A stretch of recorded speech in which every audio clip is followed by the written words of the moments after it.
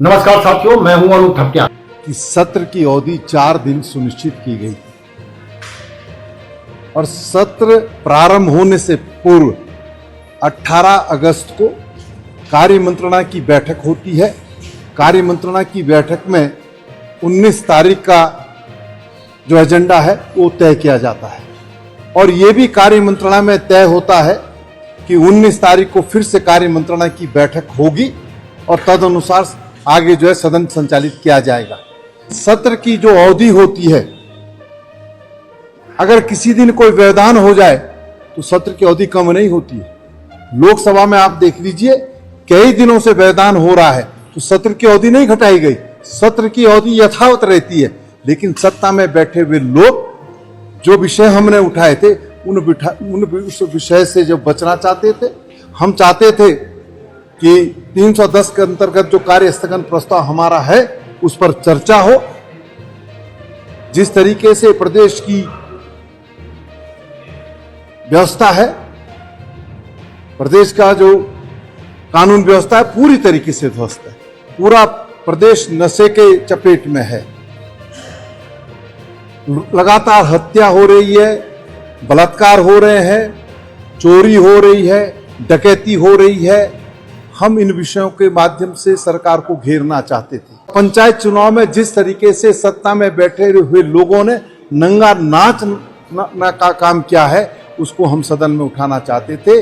नेता प्रतिपक्ष पर और विधायकों पर जिस तरीके से पुलिस के संरक्षण में भारतीय जनता पार्टी के असामाजिक तत्वों ने प्रहार करने का काम किया, इसका संज्ञान जो है हाईकोर्ट ने लिया और हम ये समझ रहे थे कि क्योंकि विधानसभा अध्यक्ष हमारी संरक्षक है, निश्चित रूप से जो है उसका संज्ञान लेगी, लेकिन उन्होंने संज्ञान नहीं लिया। तो ये बहुत गंभीर विषय है। हम चाहते थे कि 310 पे इस पर चर्चा हो, लेकिन चर्चा नहीं हुई। सरकार का जो कृत्य है कि जब कार्य मंत्रणा में 19 तारीख का कार्यवृत्त तय हुआ था तो 19 तारीख की शाम को जब ये तय हुआ था कि कार्य मंत्रणा की बैठक होगी तो क्यों बैठक आहूत नहीं की, सत्र की अवधि घटा दी।